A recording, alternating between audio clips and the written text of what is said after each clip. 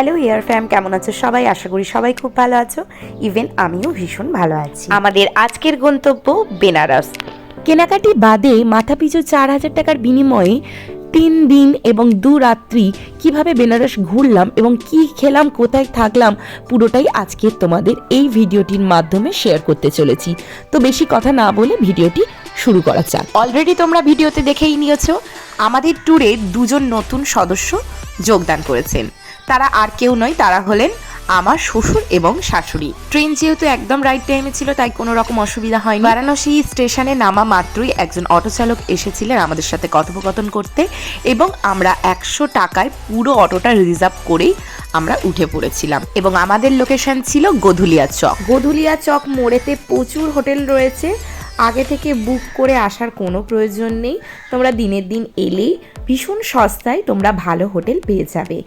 আমরা যে হোটেলটিতে ছিলাম সেই হোটেলে একটা বড় রুম নিয়েছিলাম, যেখানে 4 জন ছিলাম। 3 দিনে টোটাল ভাড়া পড়েছিল 5,500 টাকা। রুমে পৌঁছে মাত্রই আমরা ফ্রেশ হয়ে বেরিয়ে পড়েছিলাম লাঞ্চ করতে। যেহেতু সারাদিন পেটে কিচ্ছু পড়েনি, তাই সোজা চলে গেলাম লাঞ্চের জন্য। যে হোটেলটি আমরা নিয়েছিলাম সেখানে কিন্তু লিফটেরও ব্যবস্থা ছিল। আমাদের রুম ছিল 3rd ফ্লোরে, তাই এখন আমরা যাচ্ছি গ্রাউন্ড ফ্লোরে। এখান থেকেই আমরা সোজা যাব লাঞ্চ করতে। ওয়েস্ট বেঙ্গলের বাইরে কোথাও ঘুরতে গেলে আমার অন্য কোনো সমস্যাই হয় না, কেবলমাত্র খাবার সমস্যা আমার প্রচুর পরিমাণে হয়। মানে বাইরের রাজ্যগুলোতে খাবারের যে স্মেল রয়েছে, আমি সেই স্মেলটাই একেবারে নিতে পারি না, কেন জানি না, বাট এই প্রবলেমটা আমার ভীষণ পরিমাণে হয়। তো যাও, অনেক খোঁজাখুঁজির পর একটা ভালো হোটেল পেয়েছিলাম। আর দেখতেই পাচ্ছ এখানে 2টো থালি আমরা অর্ডার করেছিলাম, যার দাম পড়েছিল 399 টাকা, এবং 4 জনের একদম পেট ভরে গিয়েছিল। এরপর আমরা বেরিয়ে পড়লাম সাইট সিনের উদ্দেশ্যে। আমরা আজকে যে প্ল্যানটা করেছি সেটা হলো, প্রথমেই আমরা যাব দশাশ্বমেধ ঘাট। সেখান থেকে আমরা বোটে করে যে কটা ঘাট রয়েছে সব কটা ঘাট আমরা পরিদর্শন করব, এবং তারপর আমরা মন্দিরে যাব পুজো দিতে। এখানে দেখতে পাচ্ছেন যে প্রচুর বোট রয়েছে, এবং প্রত্যেকটা বোটের প্রাইস ছিল বিভিন্ন রকম। আমরা যে বোটটা নিয়েছিলাম সেই বোটটার টোটাল প্রাইস পড়েছিল 2500 টাকা আমাদের 4 জনের। বোটিং স্টার্ট হওয়া মাত্রই আমরা লক্ষ্য করলাম এক ঝাঁক পাখি। তো রীতিমতো আমরা ভুলেই গিয়েছিলাম পাখিদের খাবার নিতে, এবং খুব আফসোস হচ্ছিল। অন্যান্য বোটের মানুষজন পাখিদেরকে খাবার খাওয়াচ্ছিল, যেটা দেখে আমার অভির খুব লোভ লাগছিল। প্রায় 1 থেকে 1.5 ঘন্টা টাইম লেগেছে আমাদের বোটে, এবং টোটাল আমরা 84টা ঘাট পরিদর্শন করেছি। যার মধ্যে খুব ফেমাস কয়েকটা ঘাট, সেগুলি হলো দশাশ্বমেধ ঘাট, রাজা হরিশ্চন্দ্রের ঘাট, অশ্বমেধ ঘাট, মণিকর্ণিকা ঘাট, এবং এছাড়াও বহু ঘাট রয়েছে, এবং প্রত্যেকটা ঘাট থেকেই কিন্তু আপনি বোটিং করতে পারবেন, এবং যিনি বোট চালক তিনিই কিন্তু আপনাদেরকে প্রত্যেকটা ঘাট সম্পর্কে গাইড করবেন। আমরা যখন বোটে উঠেছিলাম তখন ঘড়িতে বেজেছিল 3টে, এবং আমরা যখন বোট থেকে নামি তখন সময় হয়েছিল 4:45-এর আশেপাশের টাইম। তো বোট থেকে নামা মাত্রই আমরা সোজা চলে গিয়েছিলাম গেট নাম্বার 2, যেখান থেকে বিশ্বনাথ মন্দির যাওয়া যায়। তো পুজোর সামগ্রী নিয়ে আমরা চলে গিয়েছিলাম লাইন দিতে, এবং খুব ভালোভাবেই আমাদের দর্শন হয়েছিল।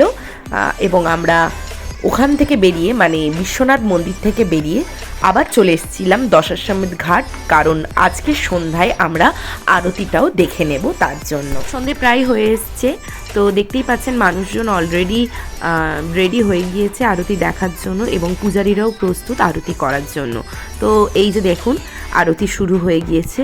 খুব অপূর্ব লাগছিল দৃশ্যটা, যেটা আমি হয়তো ফোনেতে ভালোভাবে ক্যাপচার করতে পারিনি, কিন্তু যারা যারা আপনারা গিয়েছেন বা যাবেন, সামনে থেকে দেখলে একদম মানে একটা মনের একটা তৃপ্তি পাবেন, সত্যি বলছি। রিসেন্টলি কিছুদিন আগে আমি কেদারনাথ গিয়েছিলাম, এবং হরিদ্বারেও আমি গঙ্গা আরতি দেখেছিলাম, বাট বিশ্বাস করুন এটা তার থেকে অনেক অনেক বেটার লেগেছে আমার।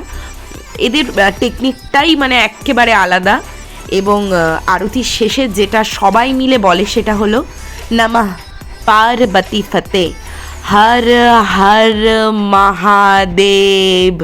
মানে এই যে উচ্চারণটা এদের, মানে ওখানকার মানুষের এইটা বলার ধরনটাই আলাদা, যেটা আমাদের সকলের খুব ভালো লেগেছিল। ও হ্যাঁ, আর একটা কথা বলে রাখি, আপনারা চাইলে কিন্তু বোটে করেও আরতি দেখতে পারেন, এবং যারা যারা বোটে আরতি দেখবে তাদের কিন্তু এক্সট্রা চার্জ লাগবে। কাল যেহেতু প্রচণ্ড টায়ার্ড ছিলাম সে কারণে ভিডিওটা আমি কন্টিনিউ করতে পারিনি, সে কারণে সকালেই আরম্ভ করছি। সকলকে জানাই সুপ্রভাত, আর আজকে ভিডিওটা এখান থেকেই স্টার্ট করছি। তো দেখতেই পাচ্ছেন আমরা রেডি হয়ে বেরিয়ে পড়েছি আজকে সাইট সিনের উদ্দেশ্যে। আর সবার আগে যেটা করব সেটা হলো একটু কিছু খাবার খেয়ে নেবো, মানে ব্রেকফাস্ট করে নেব। তো সে কারণেই গেলাম এখানে খুব পপুলার একটা জায়গা যেটা হলো কাশি চাট ভান্ডার। তো গিয়ে দেখলাম এখানে এখনও ওপেন হয়নি, আসতে গেলে দুপুরের পরে আসতে হবে। তাই আমরা ওয়েট না করে বেরিয়ে পড়লাম কালভৈরব মন্দিরের উদ্দেশ্যে। আমরা শেয়ারিংয়ে একটা টোটো নিয়েছিলাম যেখানে মাথা পিছু পড়েছিল 20 টাকা। এটাই হলো কালভৈরব মন্দিরের গেট, এখান থেকে প্রবেশ করতে হবে। তো চলুন যাওয়া যাক। আগের দিন আমরা বিশ্বনাথ মন্দিরের কোনো রকম ভিডিও ফটো কিছুই করতে পারিনি, কারণটা তোমরা সবাই জানো। সেটা হলো ওখানে ফোন জমা নিয়ে রাখে এবং লকারের চাবিটা তোমাদেরকে দিয়ে দেবে। এর জন্য কোনো এক্সট্রা চার্জ লাগবে না, শুধুমাত্র ওদের কাছ থেকে পুজোর সামগ্রিক নিতে হবে এবং জুতোটাও সেখানেই খুলে আসতে হবে। আমরা সবাই প্রচণ্ড ভয় পাচ্ছিলাম, কারণ যেহেতু ওখানে ফোন রয়েছে অনেক কিছু, সে কারণে তাড়াহুড়ো করে আমরা গিয়েছিলাম। কিন্তু সত্যি বলতে কোনো রকম অসুবিধা হয়নি, ফোন একদম সেফ ছিল। তো তোমরাও একদম নির্দ্বিধায় ফোন রেখে আরামসে পুজো দিতে পারবে। তো এখন দেখতে পাচ্ছ আমরা যাচ্ছি কালভৈরব মন্দির। এখানে কিন্তু ভিডিও করা যাবে, কিন্তু এতটাই ভিড় ছিল সে কারণেই আমরা ভিডিওটা ভালোভাবে করতে পারিনি। যেটুকু ক্যাপচার করতে পেরেছি সেটাই তোমাদের সামনে তুলে ধরলাম। তো এখান থেকে বেরিয়ে আমরা সোজা চলে গেলাম ব্রেকফাস্ট করার জন্য, যেহেতু সারা দিন আমরা কিচ্ছু খেয়েছিলাম না আর বেলা যথেষ্টই হয়েছিল। দেরি না করে বেরিয়ে পড়লাম ব্রেকফাস্টের উদ্দেশ্যে। আর আমরা ব্রেকফাস্ট করার জন্য যে পপুলার জায়গায় যাচ্ছি সেটা হলো, হ্যাঁ ঠিক ধরেছ, রাম ভান্ডার। তো চলুন যাওয়া যাক। এখানে খাবার খেতে হলে কিন্তু মিনিমাম 1 থেকে 1.5 ঘন্টা তোমাদের অপেক্ষা করতে হবে। এখানে কুপন প্রথমে কাটতে হয়, তারপরে কুপন অনুসারে খাবার পাওয়া যায়। বেশি বেলা করে গেলে কিন্তু তোমরা খাবার নাও পেতে পারো। সে কারণেই বলবো যারা যারা ভাবছো যে রাম ভান্ডারের ব্রেকফাস্ট করবে, তো তারা একটু হাতে সময় নিয়ে একটু তাড়াতাড়ি চলে যেও। তো ব্রেকফাস্ট কমপ্লিট করে 10 টাকা মাথা পিছু ভাড়াতে আমরা এখন যাচ্ছি গির্জার দিকে। আর আমি অবিকে যেটা বলছিলাম সেটা হলো, মানে বিবাহ সিনেমাতে একটা জায়গায় পুরো সেম ক্যাপচারটা ছিল, মানে এই একই রিক্সা, গলাতে এরকম মালা ছিল, মানে ভাবলেই যেন কিরম একটা। তো কথা বলতে বলতেই আমরা পৌঁছে গিয়েছি গদুলিয়া চক। তো এখান থেকে একটু চা খেয়ে আমরা বেরিয়ে পড়বো আমাদের সাইট সিনের উদ্দেশ্যে। গদুলিয়া চক থেকে আমরা একটা অটো রিজার্ভ করেছিলাম এবং আমাদের 4 জনের টোটাল ভাড়া পড়েছিল 1200 টাকা। তোমরা অবশ্যই কিন্তু একটু বার্গেনিং করে নেবে। সবার প্রথমে আমরা যাচ্ছি সারনাথ। এখানে ছোট্ট একটা মার্কেট রয়েছে, খুব কম দামে সুন্দর সুন্দর জিনিস পাওয়া যায়, তোমরা চাইলে এখান থেকে কেনাকাটি করতে পারো। টেম্পেলে প্রবেশের আগে আমাদের সাথে যুক্ত হয়েছিলেন গাইড দাদা, যিনি পুরো জায়গাটা সম্পর্কে আমাদেরকে গাইড করবেন এবং তাকে দিতে হয়েছিল অনলি 20 রুপিস, মানে মাত্র 20 টাকা। এটা হলো একটা বৌদ্ধ মন্দির, ভেতরে বৌদ্ধ মূর্তি রয়েছে এবং ভেতরটা ভীষণ কারুকার্য রয়েছে। তো চলুন দেখে নেওয়া যাক। দেখাতে দেখাতে আপনাদের সাথে ছোট্ট একটা স্টোরি শেয়ার করছি। আমার শ্বশুর শাশুড়ি এর আগে বাইরে কোথাও কখনো ঘুরতে যাননি, এটাই প্রথম। তো সত্যি বলতে ওনাদের ভীষণ ভালো লেগেছে এবং ওনারা খুব খুব খুশি হয়েছিলেন, খুব আনন্দ করছিলেন, যেটা আমার এবং আমার হাজব্যান্ডের দেখে খুব ভালো লাগছিল। নেক্সট টাইম কখনো যদি কোথাও যাই চেষ্টা করব ওনাদেরকে সাথে নিয়ে যাওয়ার। তো চলুন এরপর আমরা যাচ্ছি জাপানিজ টেম্পল। এই টেম্পলের মধ্যে একটা বৌদ্ধ মূর্তি রয়েছে এবং তিনি শুয়ে রয়েছেন। গাইডম্যান দাদা আমাদের বললেন যেন ভেতরে কোনো রকম আওয়াজ না করি, এতে নাকি বৌদ্ধদেব অসন্তুষ্ট হন। এই যে দেখতে পাচ্ছেন মূর্তিটা রয়েছে, এটা হলো বৌদ্ধদেবের শয়ন মূর্তি। এরপর চলুন আপনাদেরকে নিয়ে যাওয়া যাক শাড়ি কারখানাতে। কিভাবে শাড়ি তৈরি হয় একদম লাইভ আপনাদেরকে দেখাতে চলেছি। এই যে দেখুন, এইভাবে ঠিক শাড়ি তৈরি হয়। সারনাথ থেকে এবার আমরা যাব রামনগর ফোর্ট, যেটা কিন্তু অসম্ভব সুন্দর একটা জায়গা। তো চলুন যাওয়া যাক। এই যে এটা হলো রামনগর ফোর্ট, মানে হলো রাজবাড়ি।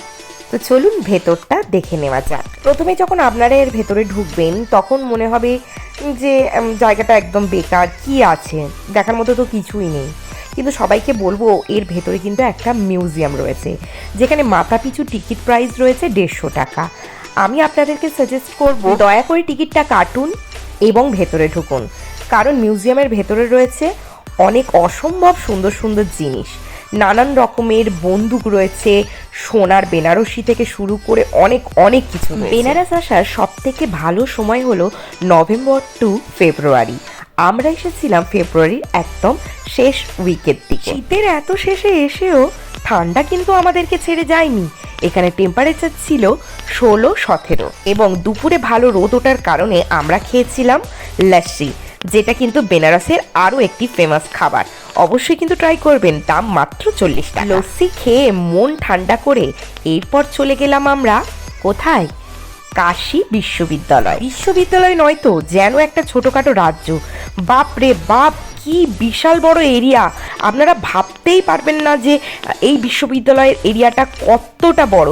প্রত্যেকটা ডিপার্টমেন্ট আলাদা আলাদা রয়েছে, আর অনেকগুলি ডিপার্টমেন্ট রয়েছে, এবং এখানে যেটা দেখার সেটা হলো মন্দির।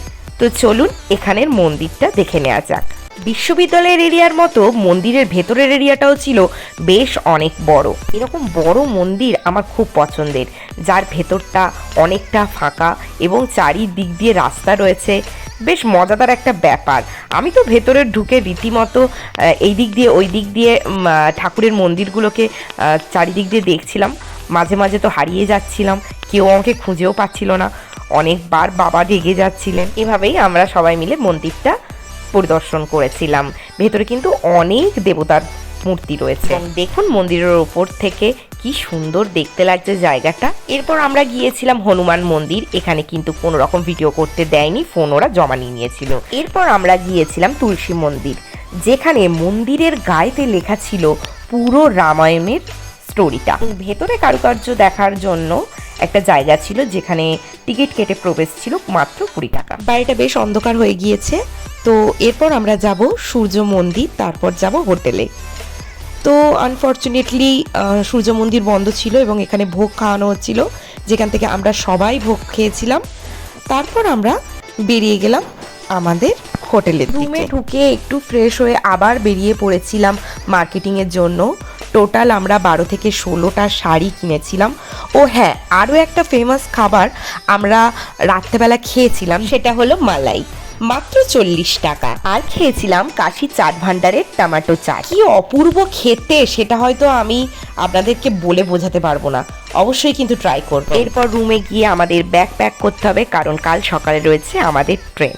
তো বন্ধুরা, ভিডিওটা কেমন লাগলো অবশ্যই কিন্তু কমেন্টে জানাবেন, আর ডেসক্রিপশনে আমি পুরো ডিটেলস দিয়ে নেবো, প্লিজ চেক করে নেবেন। যদি ভালো লাগে একটা লাইক শেয়ার করবেন। দেখা হচ্ছে নেক্সট ভিডিওতে। সবাই খুব ভালো থাকবেন, বাই।